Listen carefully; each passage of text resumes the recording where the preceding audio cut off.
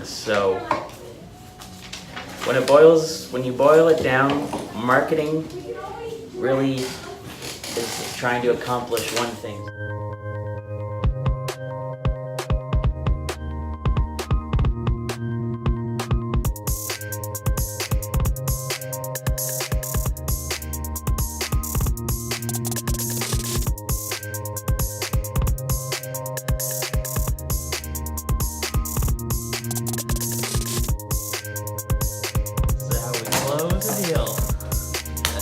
What's up? Kitchen a dirty, the dirty kitchen a dirty. Okay, here we are, sales meeting number 38. 38? 38. Let's see what's going in. Profit.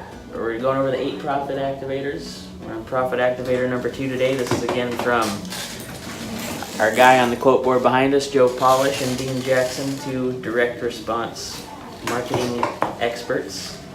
And so today's going to be digging further into the direct response that we've been talking about lately and how to apply it to our business and your business. So when you boil it down, marketing really is trying to accomplish one thing. So there's marketing and sales, right? Yes. But they're 2 different things. So marketing in the most basic sense is getting people to the point where you can sell them. So it is, even though marketing and sales are talked about in the same, subject a lot, really marketing is what gets you to the opportunity to do the sale. So boiling it down to to a 1-sentence definition, marketing really is compelling prospects to call you. So there's nothing more exciting than going from being like doing manual labor and prospecting and turning it into something that's automated. So instead of having to go do these bag drops and that's all you're relying on, we've turned it into an automated process with the product launch formula, which we're still tweaking and trying to make it effective. But think about the difference in your energy and your time doing 8 bag drops versus doing a 112 person product launch. Yeah.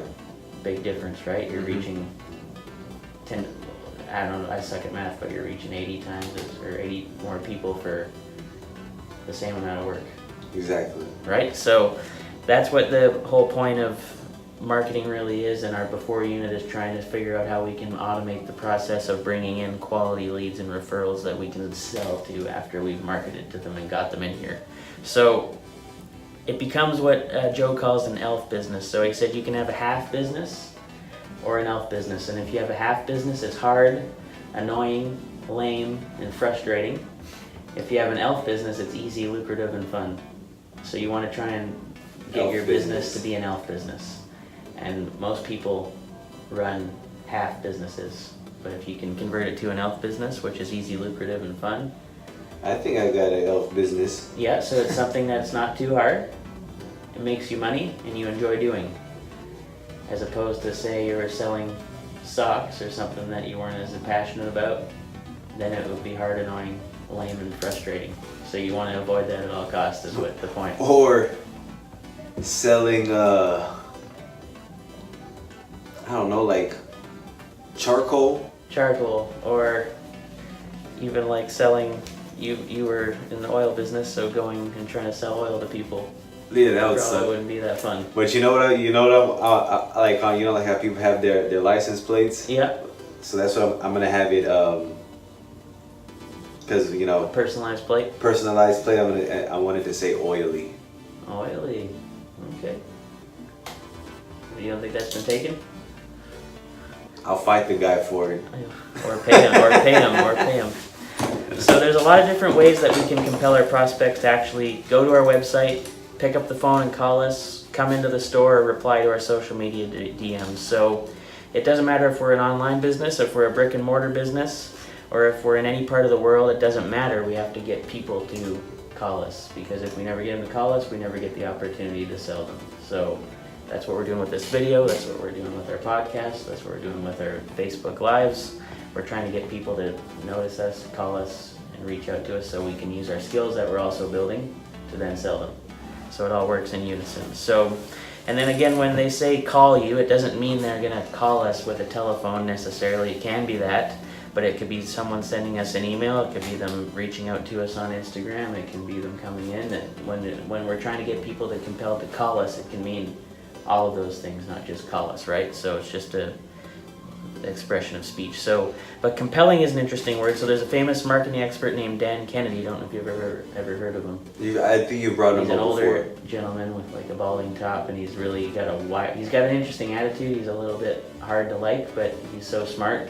If you listen to him, I don't know if I necessarily like how he carries himself. Yeah, but what he says is really wise. But he would say that your advertising needs to be compelling. And compelling is like when you're driving by an auto accident. All the people in front of you are slowing down, all of that stuff. No, right? I'm just like, they're like looking at Yeah, it. and you're saying, come on, you guys, let's go, right? You're mad, and everybody's like, just, let's go, I gotta get where we're going.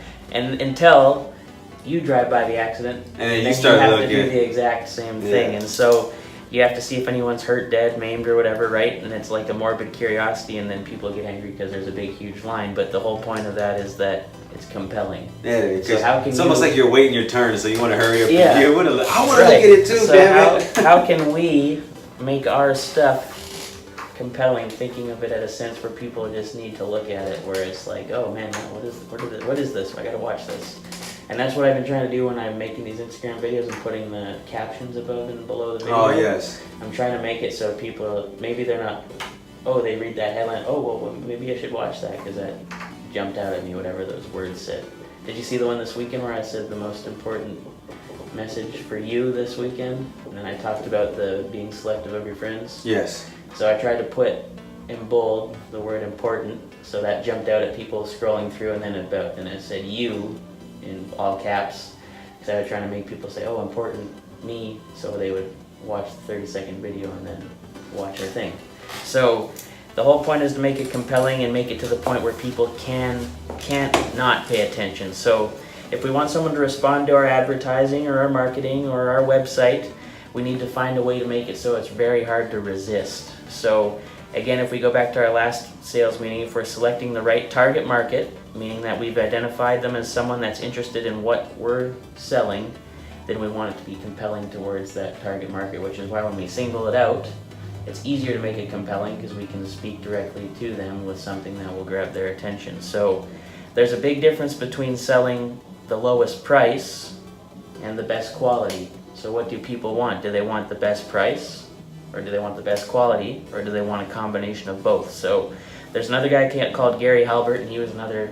These are all getting back into old school guys, but if you get interested in marketing like I have, you start to hear these names over and over again, and they're like the big dogs, which Dan Kennedy's still alive, but Gary Halbert's passed. But Don Draper, Robert Collier, there's all these guys. Don Draper's a fictional character. I don't know Don Draper.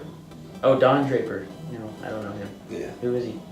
He's from Mad Men. Mad Men? Oh, okay. But- But he probably has real skills in that show. But I can't remember who. Is it based off someone It's real? based off of somebody from he was an ad guy. Okay. I forgot what his name is. Well, this But is from the 60s. getting back. So there's lots. And again, the cool thing about this marketing is that since it's so psychological, it goes with the times. Can I look to see? Yeah, absolutely. I'm just gonna.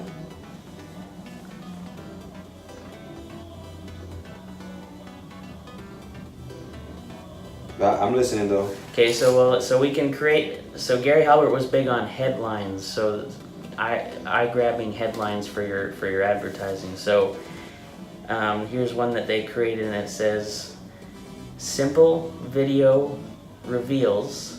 And I turned this into a printing for us. So simple video reveals how to have your printing done with quality at the lowest possible price.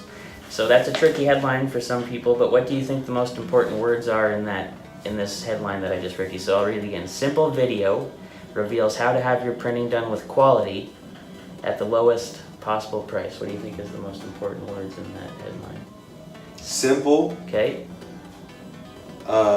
Simple video reveals how to have your printing done with quality at the lowest possible price. So I'm gonna say simple, quality, and price. Okay, so you might think like this says simple video reveals, or lowest price, but the key word in that whole headline is the word quality. Because let's say we're not the lowest price because the lowest price guy does a crappy job, okay? But let's say that we print people's orders with quality. In order to print them properly and with quality, we're not going to bait and switch and say, hey, we're the lowest price, but then they come in and then we say that, like Vistaprint, the cards are $9.95, but then when you get onto the website and you check out, you realize that you're paying $59.95 because they do all these little... And the quality is not good at all. And I can attest to that. So that's called bait and switch, which is a tactic, but people sniff you out real quick, because then once they've experienced it once, then they get a bad taste in their mouth. So we don't want to do that to people. We don't want to do the bait and switch where we say, hey, we'll sell you this for $9.95, and then when they leave, they paid $59.95. So we want to be professional, and that's one thing we don't want to do. So remember that when we're not trying to be dishonest by tricking them in, and then it's not a problem to upsell people, but we don't want to use it as a bait and switch tactic, because that's a good way for people to never come back. So we're clearly going to be more expensive when we're offering quality than someone that's advertising a $9.95 business card, because real quality should cost a little more, right? And because quality takes time. Right, so relating this to a few other businesses, if you're in the auto repair business, you're a really high quality repair place, you say something like how to have your transmission fixed or replaced properly at the lowest possible price. So they're going to do it properly. You can pay someone $300 less to fix your transmission, but if it breaks down again in 3 months, then it would have been worth the extra $300 to get that done with quality and properly. Proper. So they call this formula it's a winning formula, and it can be applied in any number of ways. And that's the thing about these profit activators we're talking about, is that they have a marketing framework that really works for whatever business you're in. So your beard oil, you want it to be the lowest possible price, but with good quality. So it might not be $3.99, because if you get a $3.99 product, it might burn your skin or something, right? Yeah, going back to, and I was gonna tell you because remember I told you I was experimenting with the cologne. Mm-hmm. Well, the base of it is vodka. Okay. And I bought a lower end vodka, Yeah. and I was watching a video. Somebody was telling me, it was like, yeah. It goes, you might want to have to get another brand or whatever, because if you go too bottom shelf, then when you make the cologne, it's gonna smell just like straight vodka. Yeah, it's just too strong and it'll burn. Well, no, like he said the higher the proof, the better. It's like it's 80 proof, but it's like McCormick, and it like. So it'll just ruin the smell. Yeah, like it's just overpowering. And then people are probably selling that product right now. Yeah. And it's probably $10 less than yours, but you're selling the best quality product for what you think is. I'm probably gonna have to go and take that bottle that I have and just go give it to some to some homeless guy. Like, here, you can have this. But now think about this: if you educate your client, when we go back to the education-based marketing, if you tell people that in a video on Instagram and people watch it, then they're gonna say, "Oh, that is."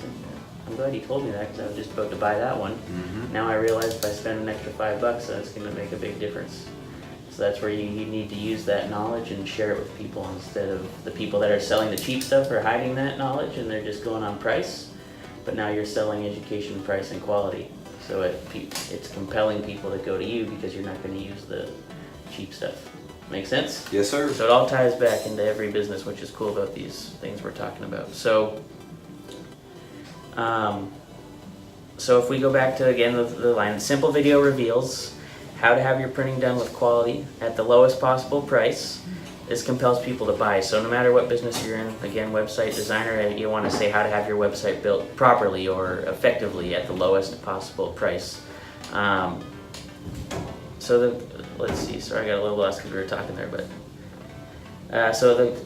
the cool and the fascinating thing about marketing is that we're constantly seeking out and developing and pioneering new ways to apply what we already know to different businesses and compelling our prospects to call. So we know all this stuff, but we need to figure out how it works in printing, how it works in your business.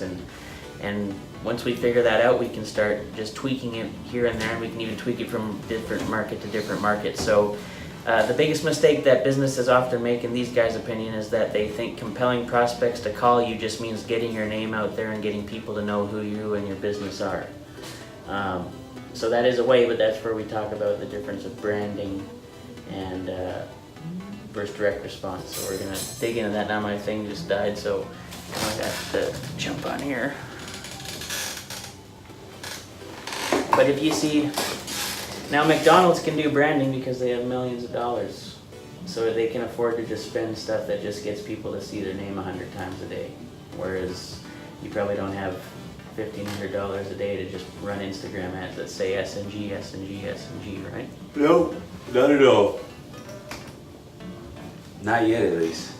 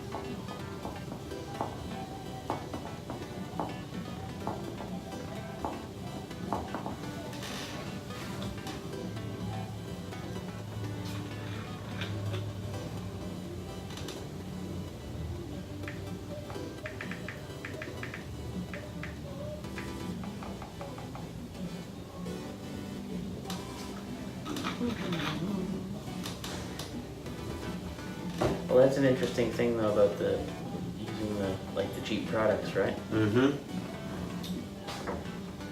Yep. And you didn't even know that until you made it, right? Yeah. You bought that without even knowing it. Well, yeah, well, after I watched the video, and one of the guys, that's what he was saying. He was like, yeah, if you use cheaper stuff, you do run the risk of it, like. So he goes. And was he telling you that in the video on trying to help you actually make it, or was he trying to sell it himself? So he's doing exactly what we're talking about. How to make it. Okay. But yeah, that's actually a lot. That's what cologne is made out of. Base is like is alcohol. Because I was trying to find like a way of not using alcohol, but that's why it burns a little bit. Yeah. So I'm gonna have to like, because I think that bottle was like $5. It was like 80 proof. Okay, I'm just gonna go find some homeless guy. Here you go, sir. I know you're gonna use that money anyways to get drunk anyways. As long as he doesn't drink the cologne. Nah, I'm not gonna give him that. I'm just gonna throw that out and try it again with the better batch. Okay, sorry, I'm back in here now. Let's see where we were at.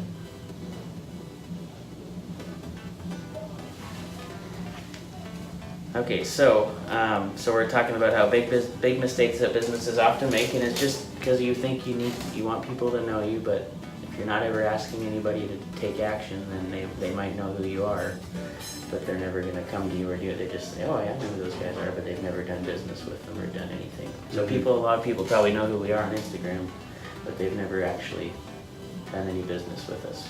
So sometimes it says sometimes the very best thing you can do is put your own ego aside and focus only on what they really want, only what your prospects really want, without any mention of you or yourself or your business up front. So we've been trying to do that when we talk about the cheese and the whiskers, where we're trying to be as little cat as possible and more cheese, where it's all about them. How can it help them? How does it help them? And don't even mention our names, because if we can help them, they'll naturally hopefully come back to us. So that Robert Collier we talked about, he talks about entering the conversation that's already going on in your prospect's mind. So beard oil, they're thinking, what are they already thinking, your prospects? You need to know what they're thinking, and then you need to craft your message to answer those questions. So you need to get inside their head, think what they're thinking, and then answer those questions when they come up to your table, so they say, oh, that's exactly what I was looking for. Boom, let's do it. And then once you realize your target market, and you're going to try and convince everybody to do something, you're just going to focus and try and convince that one target market to do something. So again, it says when you put your selfish needs aside, because everybody wants people to know them, and that can be just a human instinct for people. It's more your ego trying to get your name. Everybody knows who your name is, but when you flip that message, focus on them, then it's about them, so it makes it easier for them to buy from you whenever you're not threatening them just with, oh, my company, my brand, me, right? Mm-hmm. So it's a matter of putting that selfish thoughts aside, focusing on just them, and then that's when the magic and the breakthroughs start to happen. So there's any number of ways to do that. We can offer people, educational videos like we're doing. We can offer them free reports like the direct mail guide for realtors.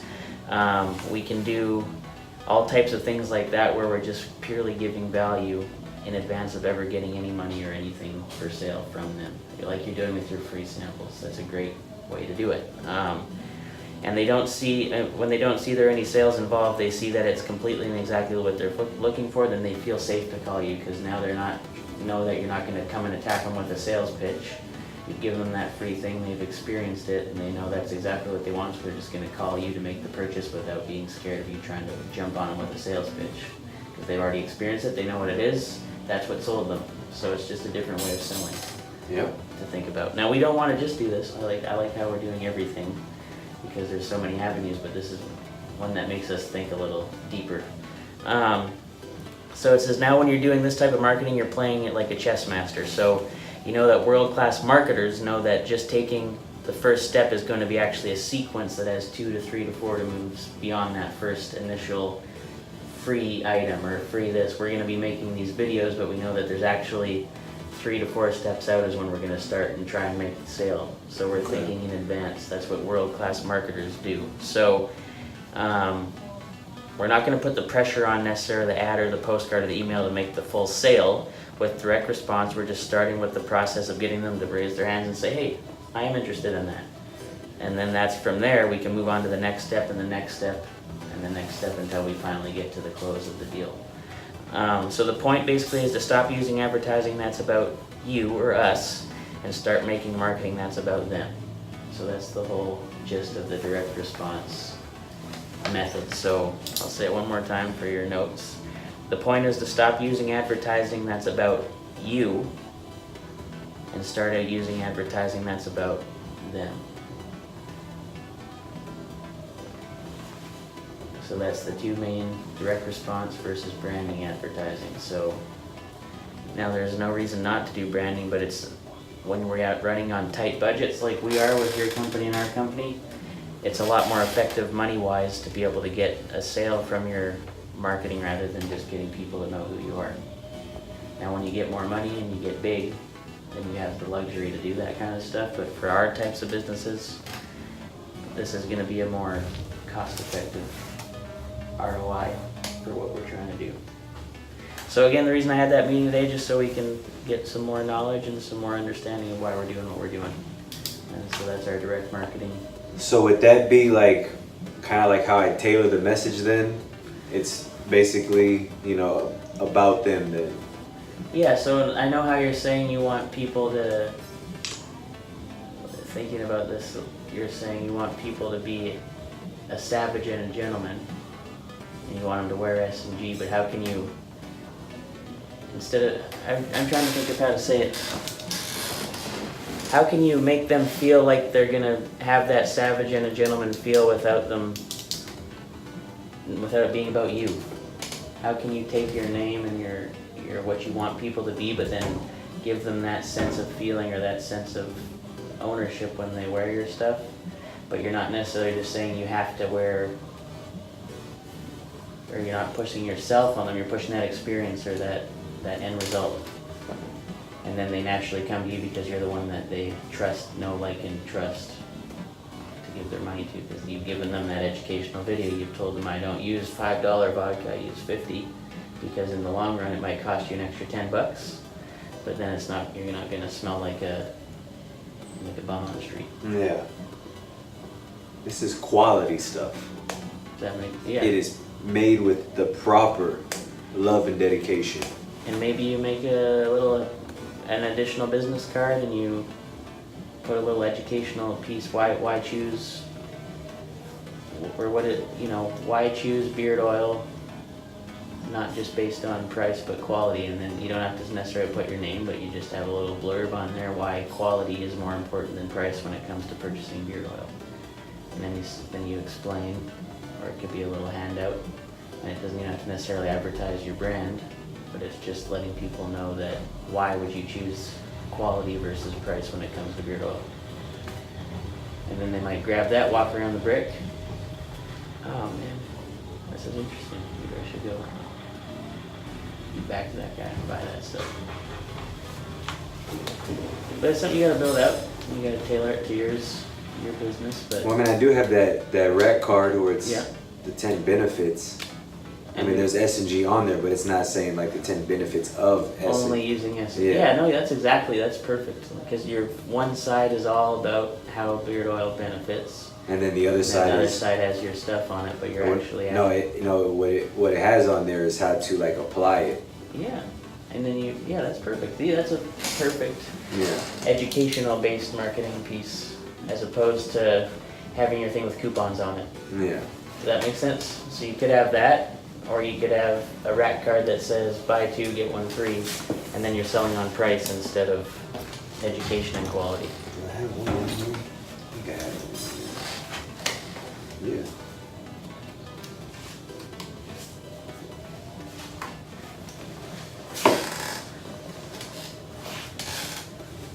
Now, do you see the ultimate thing is to be able to give them this educational piece somehow? And then get their information so you can do a step 2, a step 3, a step 4 to get them to come back and buy it in a month or two, like we're doing with our videos.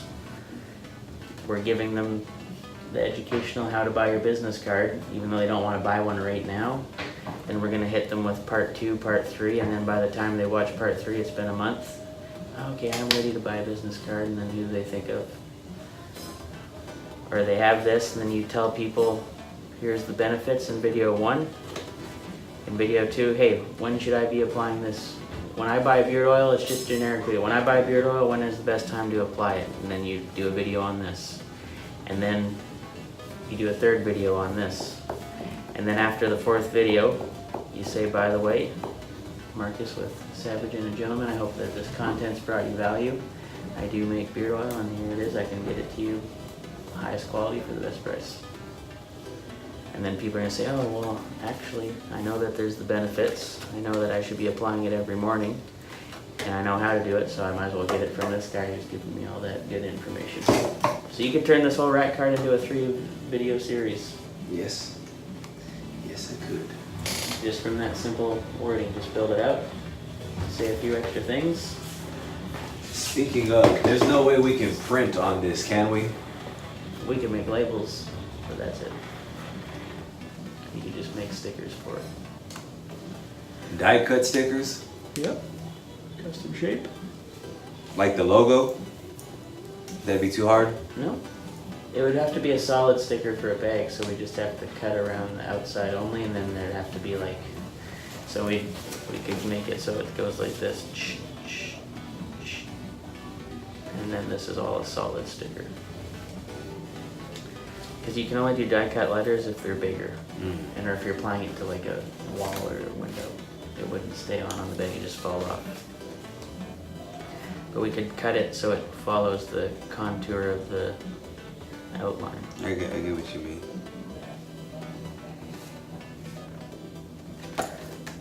So that would be the easiest way to do that. You can buy these printed, but we'd have to find.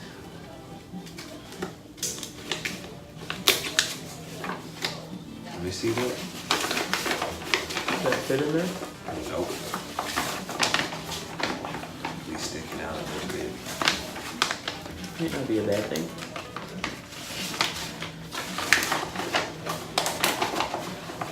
What if for Christmas you did a pre-packaged, wrapped, pre-wrapped, like Christmas package? Oh yeah. Well, that's what I was trying to. What's his name? Should be. He said he should be calling me today. The guy that Edward Chavez. Okay. He's supposed to be making me that brand because I've got those wooden cigar box boxes, and I was Okay. gonna do like a package deal with That that. would be cool. And I wanted to brand the top of the box, Mhm. and then have like the you know, the oil, the balm, and then I was maybe thinking about putting like, and that's what I wanted to get, like an S&G cigar, Mm-hmm.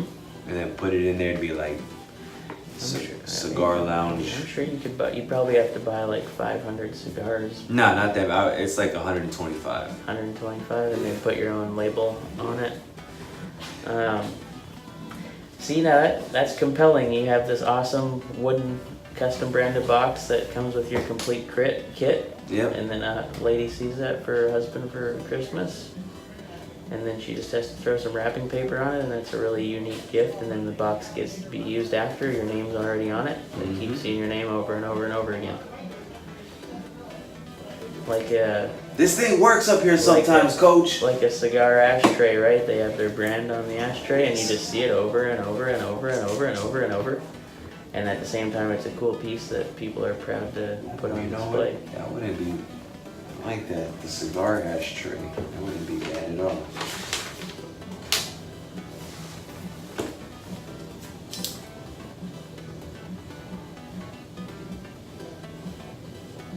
Now, thinking about your rack card with what we just talked about, is that rack card compel people to want to buy from you, or is it? I mean, is there something like a headline we can include on the next time? I don't know. I mean, a lot of people kind of like when they'll read it, they like. It is. Yeah, Having their attention. because especially like which I think. Well, the benefits are compelling. I would give you. I would. But say they're always like, I swear to God, it's like number 9 is like it'll like that's the one that yeah, like. it grabs their eyes. Yeah, because I swear And like. actually, the way you worded it is good too, because you put 10 amazing. You didn't just say 10 benefits of beer oil. You put 10 amazing. So that's good copywriting, I think. Yeah. 10 amazing. So that again, what you put on this paper could be worth $100 or $1. It's about the message that you're putting on there. So I like that.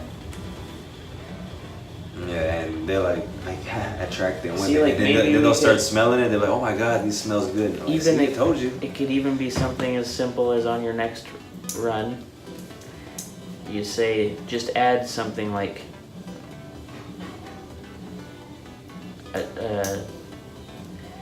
reduce acne, like just add a few more words other than just the one word, helps with sensitive skin, feel more confidence, and you can tweak it a little bit on the next round and then see if there's a difference, right? So it's always about getting the base like this with the product launch, and then once you've got your base, then that's when you play with it. And then once you find that secret formula where it's like, wow, this is working, and you just keep running with it until it stops working, and then you start again. So and that's like when we talk about the before unit having oil wells, you build those pump jacks, and the more oil wells you can build that are constantly pumping oil and working for you while you're not necessarily in person doing it yourself, you have all these different avenues working for you while you're sleeping, that's when the money starts to roll in. Lines forward.